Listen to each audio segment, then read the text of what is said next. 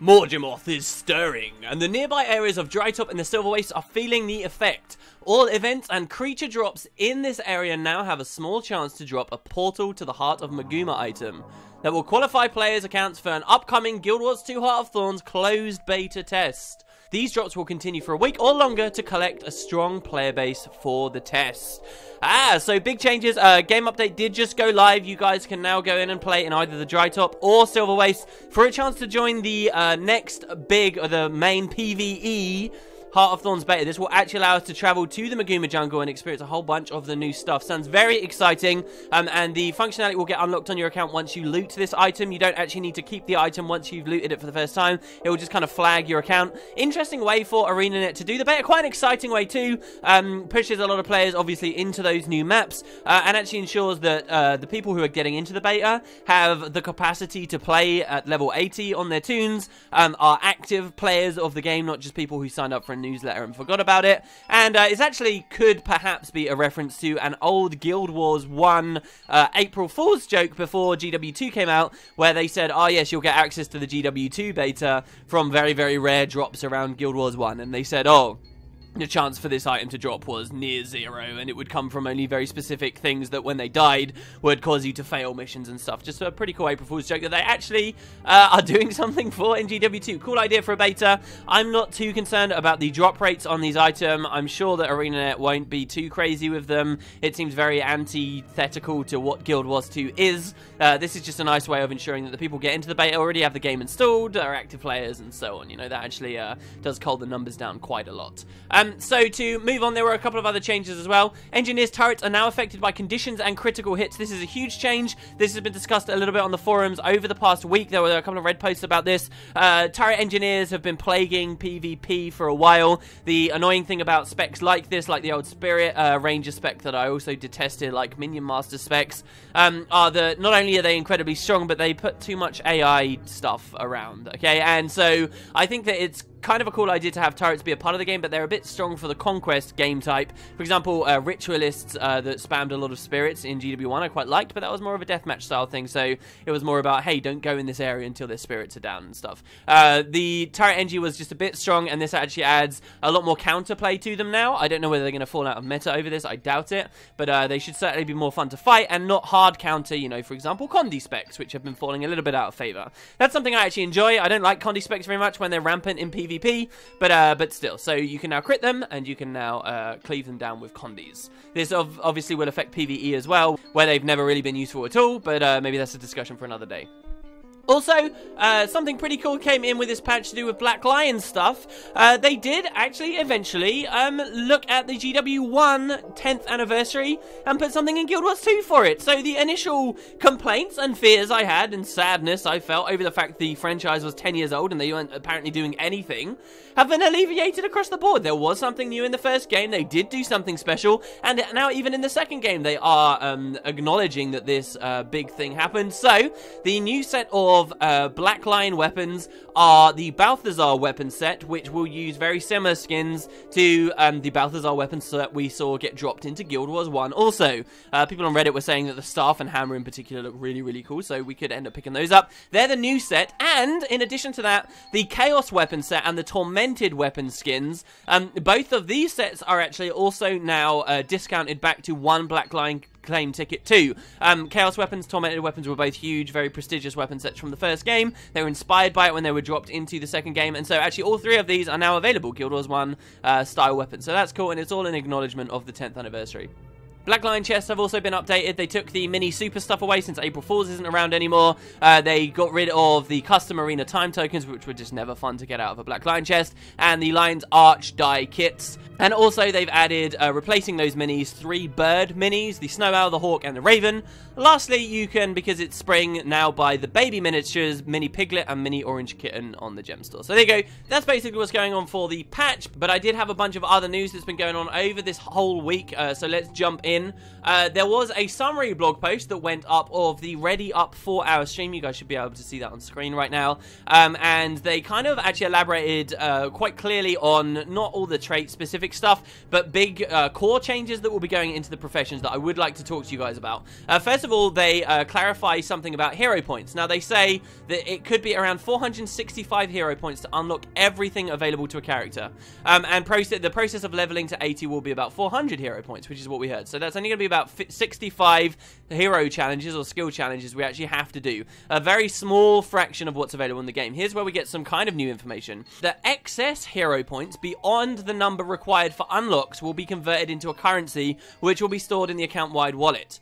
So, I haven't really talked about this too much on the channel. This is the way that when you don't get T6 or T5 directly, these excess things will all automatically be converted into this currency. And so, what this means is you get all of your profession stuff pretty early while leveling, but it does still mean, actually, that because the excess stuff is automatically going to be converted into the new currency, when Heart of Thorns does drop and the elite specializations do come, we do actually care about the hero challenges in those new maps, because all of our excess stuff isn't just sitting around waiting to be spent, it's actually already been converted into the new currency. So this is the best of both worlds, and something I'm very happy to see, and something I think they've only really explained very clearly here in this blog. There was also something they mentioned a little bit more to do with rangers when talking about generic changes to classes. Let me try and find it down here. They say that ranger spirits will no longer be able to move. Now, the trait to make them move, of course, isn't there in ranger. They didn't mention that on the stream, but keen-eyed people will have noticed. But they say their effects will be improved in order to make them more unique and fun part of the profession.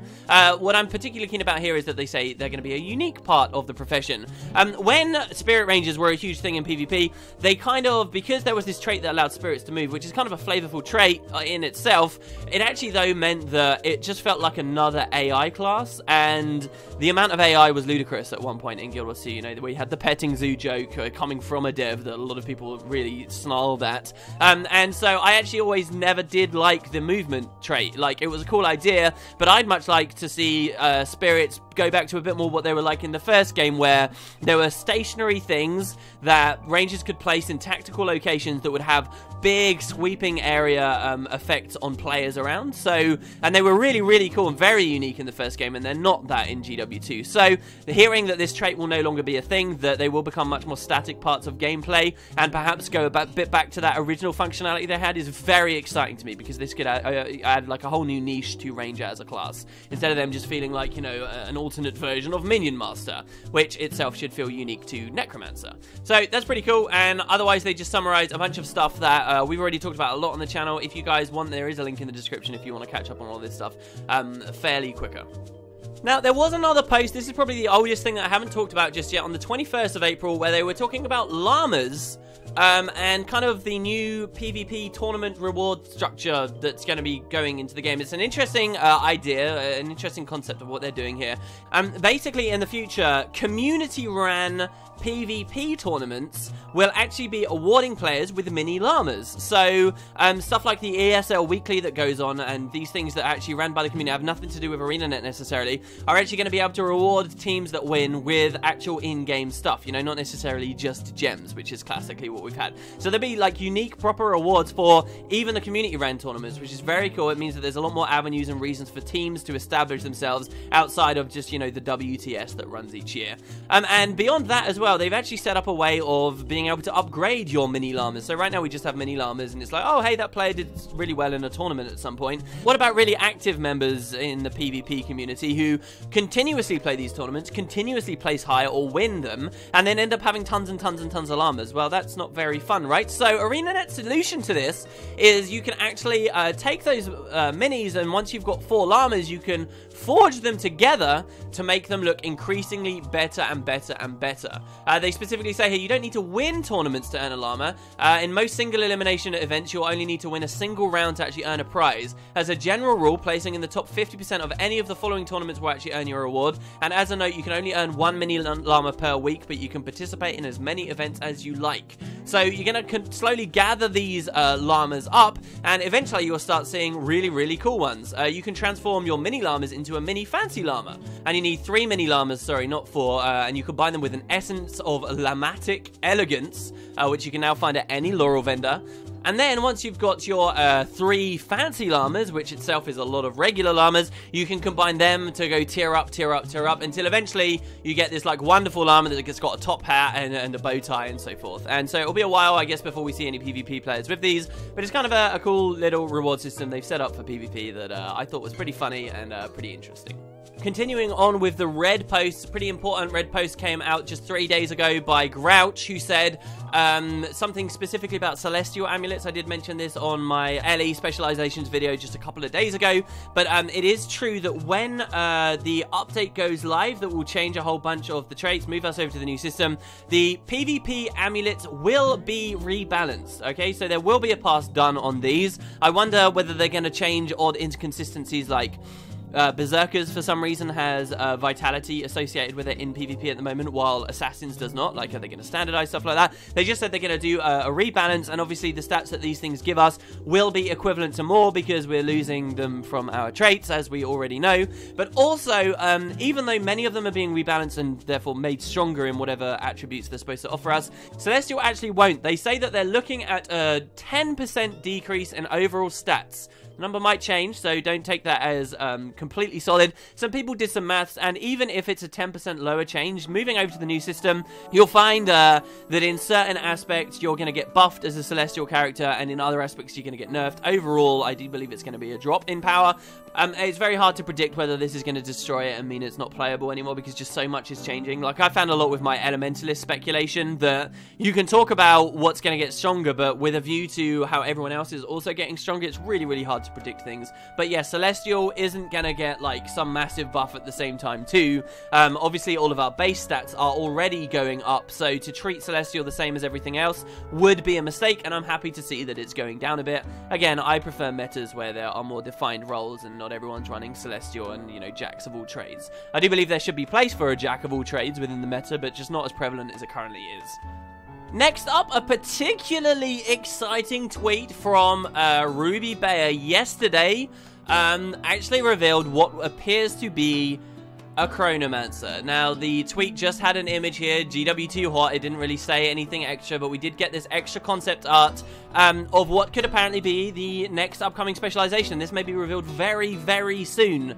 They did announce to us that at some point this week, we will get our first tasty look at one of the Guild Wars 2 specializations. I think it would be very cool if the Mesmer one was indeed the first we got. Given this tweet, I think it's almost assuredly so going to be this. The original release of Professions, if you guys weren't around back then as they announced them, actually ended with Mesmer last, and this was something very exciting to me. Kind of, I was always a Mesmer player, okay, in GW1. I always expected to be a Mesmer player in GW2. In fact, the first character I ever made in GW2 was a Mesmer. I got into like level 30 and then decided to go back to Ellie, who I'd been playing in the betas. So Mesmer was the final one. It was the special one. It was the, in many opinions, most unique MMO-y kind of class that Guild Wars 2 had. Last one that they had to reveal. Well, if they're doing specializations, it'd be kind of cool if they did it in reverse order, right? So that would mean we start with the Mesmer specialization, which is what we're probably seeing here. The Chronomancer, Mesmer wielding a shield. Of note as well are the shoulders up here. Someone was mentioning actually that if you look at old Chronomancer concept art from GW1, the class that never was, okay, as the Chronomancer is inspired by, you can actually see in that concept art it was wearing shoulder pieces that look very much like what the Chronomancer here is. Again, consider that specializations will be getting their own armor too. Another thing we saw a lot with the recent information about specializations on the Mesmer side of things was they were adding tons of interrupt stuff, really cool, powerful interrupt stuff. And you know what has really great synergy with interrupt builds that thus far in Guild Wars 2 across all formats have pretty much been dead and very difficult to make work? It was only when there was a bug with one of the staff skills and this particular trait that we ever really saw interrupt be a thing for a little while, that then they quickly nerfed. What could see them come back? Well, massive buffs to interrupts for Mesmers, and Chronomancer having access to slow. Slow is pretty much the perfect complement to an interrupty playstyle, correct? And so I don't know, guys. If this is as close to GW1's Mesmering Interrupting as I think it could, if this becomes a real viable thing, you may see a lot of Chronomancer, specifically gameplay, coming up on my channel. Well, we'll see how this information comes out. But yeah, we did get this post. And again, they're talking about portals to the heart of the Maguma. Is that a coincidence in this recent patch? Probably. But yeah, and if you're curious, if they are doing it all in reverse order, then that would have us seeing the Engineer be after this specialization reveal, and then I can't really remember. It would end with Elementalist would be the last specialization they show us. Warrior would be second to last. Ranger would be third from last. Then we're gonna have like Guardian and Necro in there somewhere. I can't remember which order those two came in. But yes, Chronomancer, very, very cool tweet. Alright guys, that's pretty much it. I did want to keep the news a little bit shorter for today's episode, just in case they do blow our minds with a Chronomancer post in just a moment. So thanks very much for watching. Keep your eye out for that, as I'm sure it is on the horizon. And until then, I guess we'll be in-game. Have fun trying to farm for your beta key, guys. We'll see how the drops are on that. And I'll catch you next time.